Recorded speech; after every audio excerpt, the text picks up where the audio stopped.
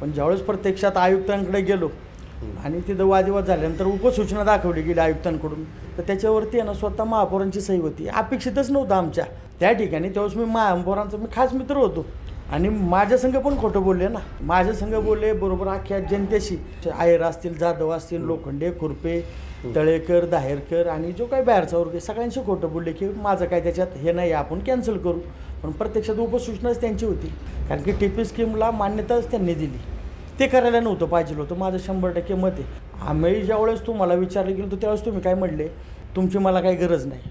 तुम्हाला जर जे लोकांनी मतदान केलं आहे त्यांची गरज नाही तर मग काहीतरी निर्णय घ्यायला पाहिजेलच ना. STP प्लॅनची जर परिस्थिती बघितली तुम्ही, वाड्यावरती मुळी फाट्याच्या तिथं तर आहे तेच पाणी डायरेक्ट नदीत जाते. नुसतं म्हणायला तो STP प्लॅन्ट आहे, तुम्ही कधी पण जाऊन पहा. जर तुमचं पाणी फिल्टर होतं आहे तर त्याच्यात काहीतरी बदल दिसला पाहिजे का नाही, बरोबर. नजरेतून तरी. म्हणजे इंद्रायणीचं पाणी हे सगळं मुशीकरांना पाजलं जाते. हा, मुशीकरण, चिखली मुशीकरण, जाधववाडी, डुडुळगाव, चरवली सगळ्यांना पाणी सगळ्यांना पाणी पाजलं जाते.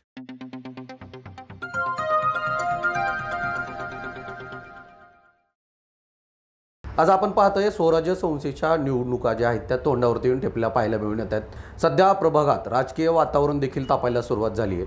खरं तर पाहायला गेलं तर सध्या आज आम्ही भोसरी विधानसभेतील मोशी येथील प्रभाग क्रमांक 2 मध्ये उभा आहे. तसं बघायला गेलं तर मोशी प्रभाग क्रमांक 2 मधून राष्ट्रवादी काँग्रेस अजित पवार गटातून विशाल भाऊ आयर हे इच्छुक आहेत. गेल्या कित्येक वर्षापासून मोशी आणि चिखली या भागातून नेतृत्व करत आहेत. खरंच इथल्या प्रभागातला विकास झालाय का, ह्या विषयावरती आज आपण बोलणार आहोत. माझ्यासोबत आहेत विशाल भाऊ आयर, राष्ट्रवादी काँग्रेस अजित पवार गटातून प्रभाग क्रमांक 2 मधून नेतृत्व करत आहेत. भाऊ, खरं तर पाहायला गेलं तर सध्या आता आपण बघतोय की तुम्ही या प्रभागात महापौर होऊन गेले. महापौरांच्या वार्डातूनच आज तुम्ही राष्ट्रवादी काँग्रेस अजित पवार गटातून तुम्ही शड्डू ठोकलाय. येणाऱ्या महानगरपालिकेच्या निवडणुकीच्या रिंगणात तुम्ही आहात. काय सांगा? 100% आमची जर कामं झाली असते तर आम्हाला राजकारणात यायची गरजच नव्हती.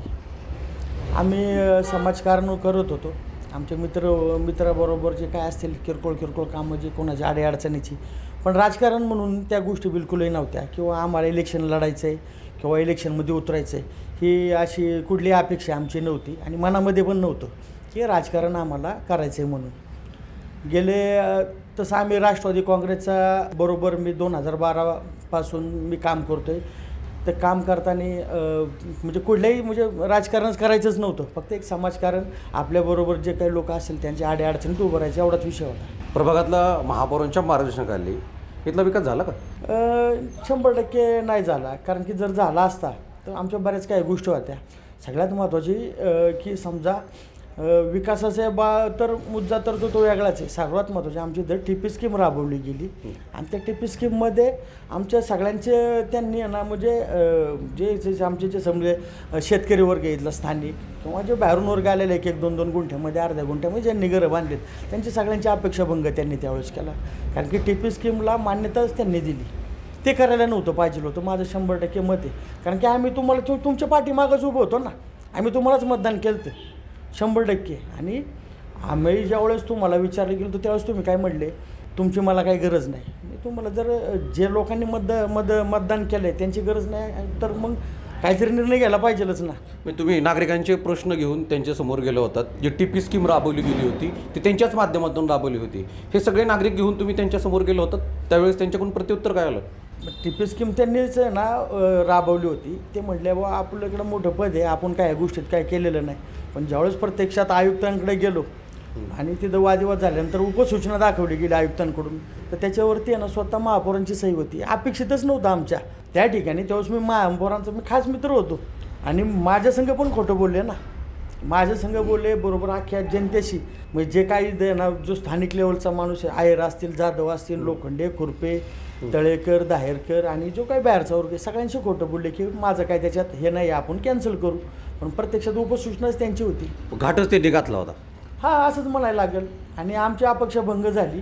त्याच्यामुळे तर मग आम्हाला समाजकारणातून राजकारणात यायला लागले. एकीकडून दाखवायचं आम्ही नागरिकांची सेवा करतोय आणि दुसरीकडून आतून जे काही पाठपुरावा करायचा तो टीपी स्कीम राबवायचा, नागरिकांच्या कुठंतरी म्हणजे बोकंडी टाकायचा. अशाच पद्धतीने हे महापौरांनी गेलं कित्येक वर्षापासून अशा पद्धतीने कामकाज केलं. मग आता उपसूचनाच त्यांनी मांडली होती. मग उपसूचना त्यांनी आम्हाला काय म्हणायचं आहे, तुमचं जर तो प्रोजेक्ट चांगला आहे.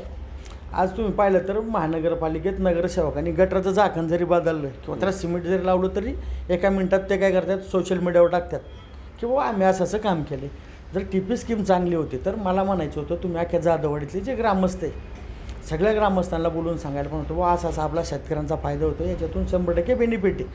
मग ह्या गोष्टी सांगितल्या असत्या आणि मग विचार केला असता. मग तुम्ही त्यावेळेस काय म्हटले की टीपी स्कीम चांगली आहे आणि आता मग चिखली गावावरती ज्यावेळेस टीपी स्कीम आली मग त्यावेळेस काय म्हणताय वाईट आहे, काय विरोध केला तुम्ही? याचं उत्तर येणाऱ्या महानगरपालिकेच्या निवडणुकीमध्ये स्थानिक असतील, सगळे मतदार असतील, त्याचं उत्तर देतील. 100% देणार, का नाही देणार? आज आहे ना, तुम्ही एक विचार करा, एक आमचा जो शेतकरी ईदला तो 10 गुंठ्याच्या 20 गुंठ्याच्या पुढला नाही आहे कोणताच. आणि जे आता जे बाहेरून जे लोक आलेले आहेत जे 200 किलोमीटर 1000 किलोमीटरवरून आज आहे ना 20-20 25-25 वर्ष आयुष्याचे खर्च करून अर्धा गुंठा 1 गुंठा जागा घेऊन त्याच्यात त्यांनी घरं बांधलेली. त्यांच्या घरावर आल्यानंतर ते 100% ना यावेळेस आहे ना 100% उत्तर भेटल्याशिवाय राहणार नाही. लोक फक्त शांत आहे कारण की शेवटी ताकद आहे. येणाऱ्या महानगरपालिकेच्या निवडणुकीमध्ये महापौरांनी विश्वासघात केला का मग नागरिकांचा? 100% केला असं म्हणता येईल. कारण की ते टीपी स्कीम तिथं राबवली. त्याच्यानंतर आज तुम्ही जर प्रभागात बघितलं तर DP रोड ओपन होणे गरजेचे होते. प्रत्येक यांना शेतकऱ्यांची मिटिंग लावणे गरजेची होती. प्रत्येक शेतकऱ्याला विश्वासात घेणं, कारण की पद मोठं होतं. काही देवस्थानाच्या जमिनी होत्या त्यावेळेस यांना त्यांच्याकडं महापौर पद होतं म्हटल्यावर त्यांनी यांना देवस्थानाची लोकं बोलून आमचे इथले स्थानिक जे लोक आहेत त्यांची देवस्थानमध्ये जागा आहे म्हणजे देवस्थानचे जे सातबार आहेत आणि त्यांचे तिथे अधिकारी त्या लोकांना त्यांचा समन्वय साधून शेतकऱ्यांना योग्य तो मोबदला देऊन त्याच्यातून मार्ग काढायला पाहिजे होते.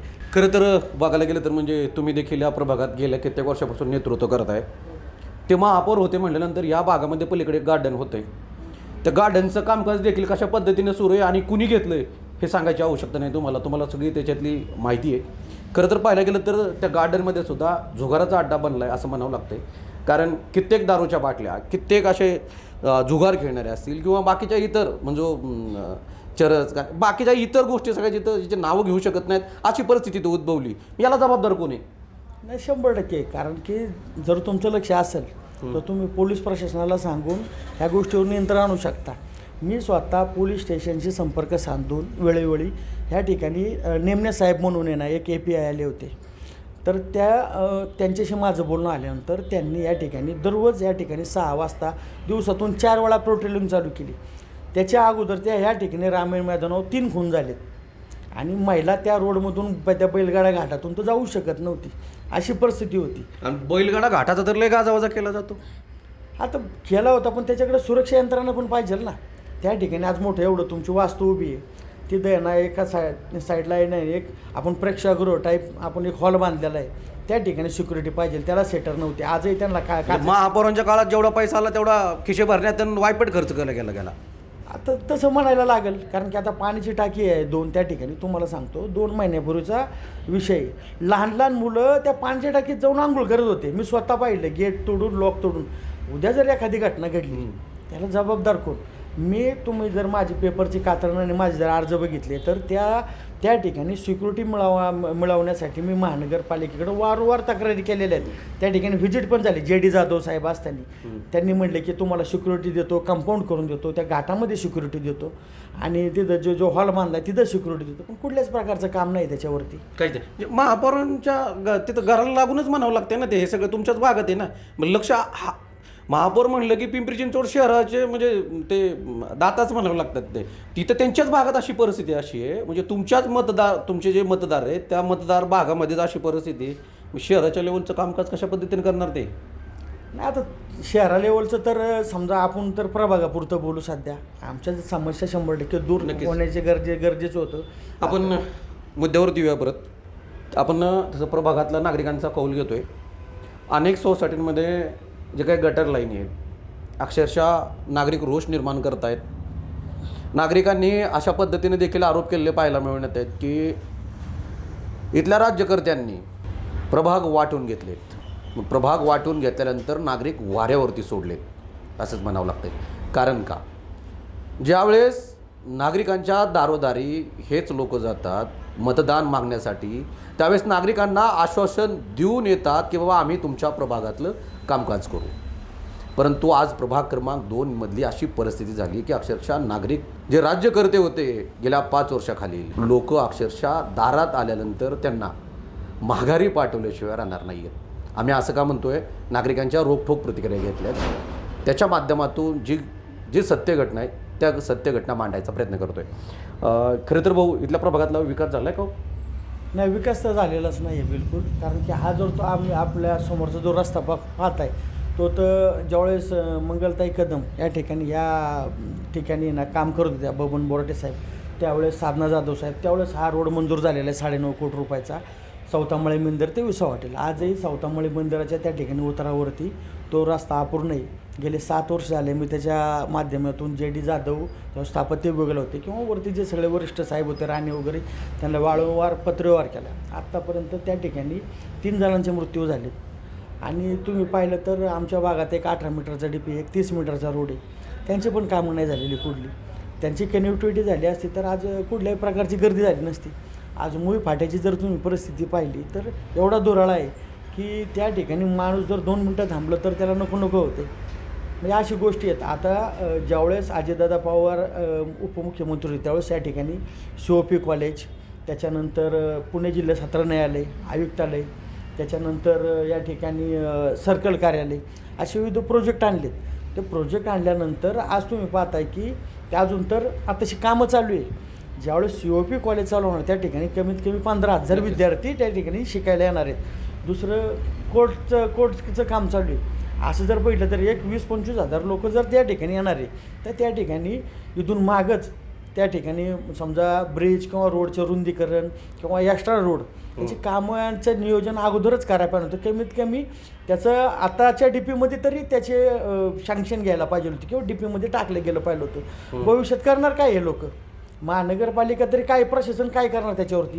तुमचे ना 18 मीटरचे 24 मीटरचे रोड पुरणार आहेत का? आत्ताच तुम्हाला अर्धा 1-1 तास लोकांना ते विठ्ठल रुक्मिणी मंदिर असेल, स्पाईन रोड असेल, पेसमसिलो मॉल असेल किंवा खाली लक्ष्मी चौक असेल, या ठिकाणी थांबायला लागते.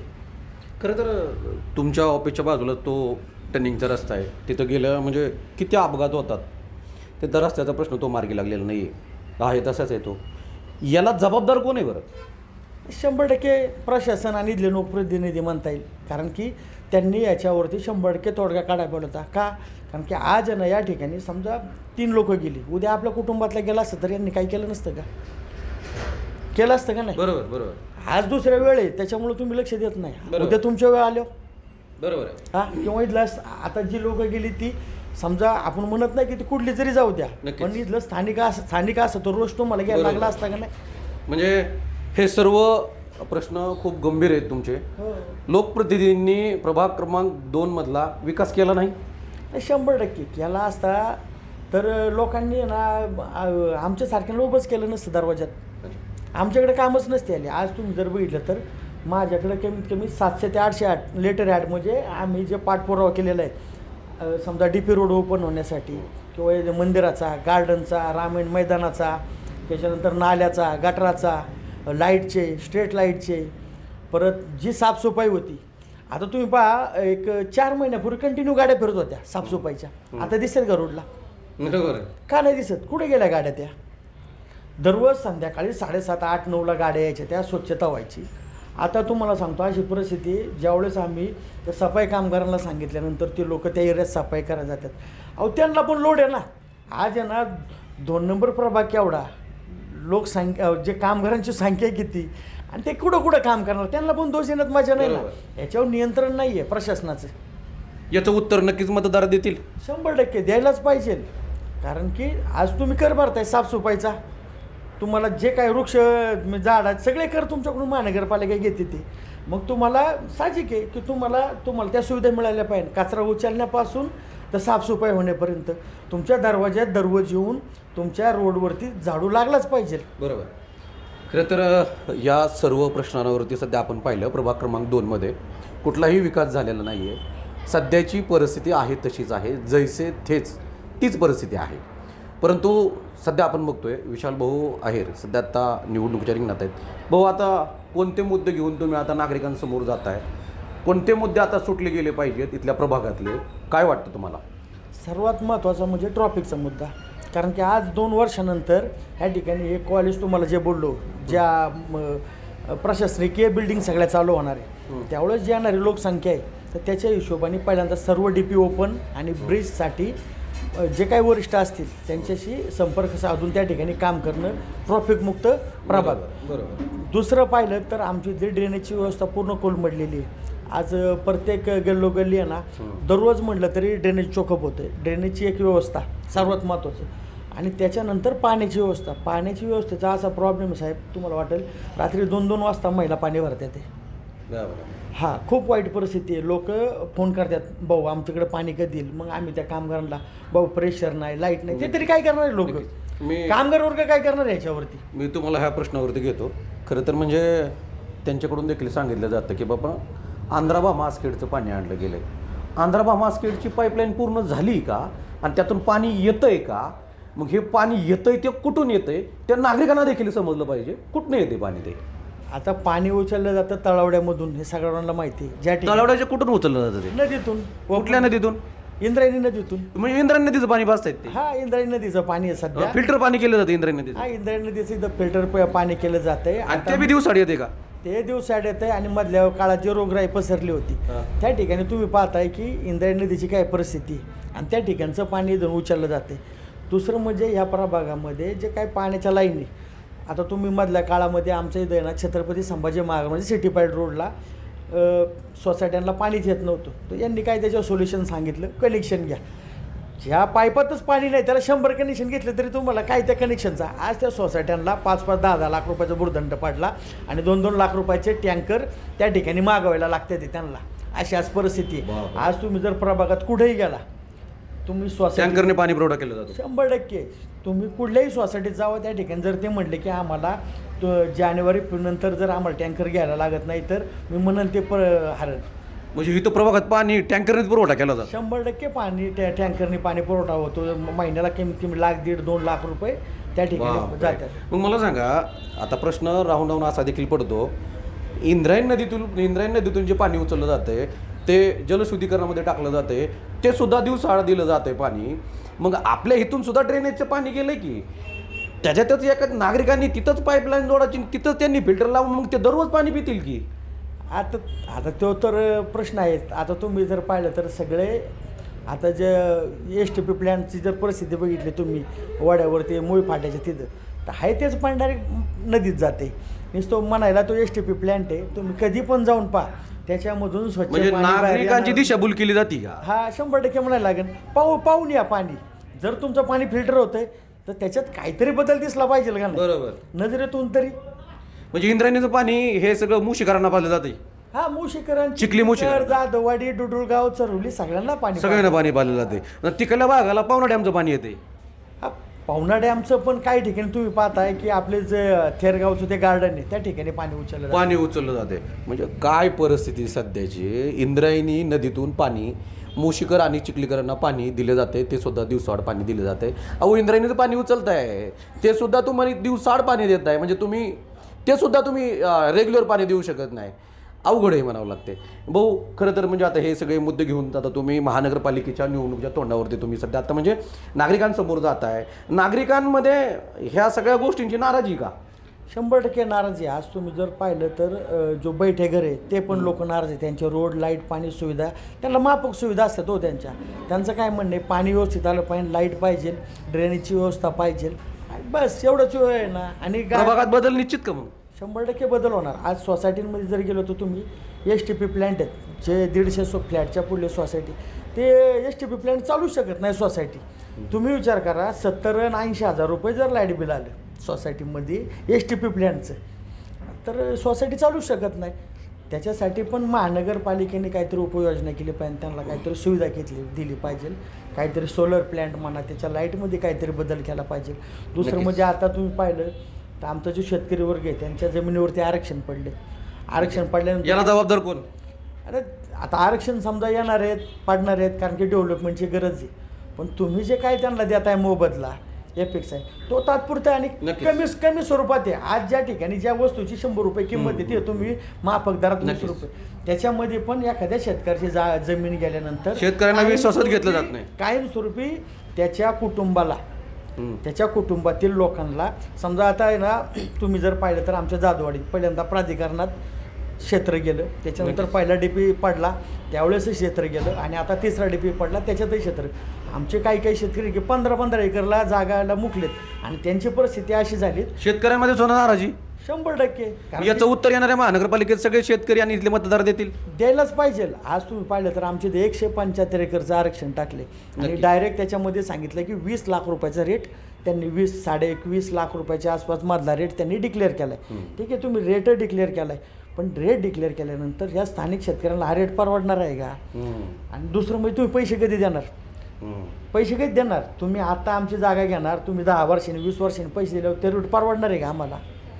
आमचं म्हणणं रेडी रेकनरच्या 4 ते 5 बरोबर आहे. भाऊंचं म्हणणं मी इथं थांबवतोय कारण सध्या आता वेळ खूप झाला आहे. खरं तर बघायला गेलं तर शेवटच्या प्रश्नावरती मी येणार आहे. भाऊ, हे प्रभागातले सगळे प्रश्न प्रलंबित आहेत, याचं उत्तर येणाऱ्या महानगरपालिकेच्या निवडणुकीमध्ये आपल्याला दिसणार आहे. त्यामुळं इथल्या प्रभागातला विकास झाला आहे का, नसेल झाला, मतदार नक्कीच त्याला उत्तर देतील. आणि कशा पद्धतीनं भाऊंनी रोखठोक प्रतिक्रिया दिलेली सध्या पाहायला मिळून येते. त्यामुळे इथल्या महापौर इथे जे सत्ताधारी होते त्यांची इथली कामकाजं झालीत का याच्यावर आता प्रश्नचिन्ह निर्माण केला जातो. अशाच नवनवीन अपडेट जाणून घेण्यासाठी आमच्या नव महाराष्ट्र नेटवर्क पेजला अपडेट राहा, फॉलो करा. आणि तुम्ही हेच इंटरव्ह्यू यूट्यूबवरती पाहत जर असाल तर यूट्यूबवरती सुद्धा सबस्क्राईब करायला मात्र विसरू नका. नव महाराष्ट्र नेटवर्कसाठी विकास चौधरी, पिंपरी चिंचवड, मोशी, चिखली.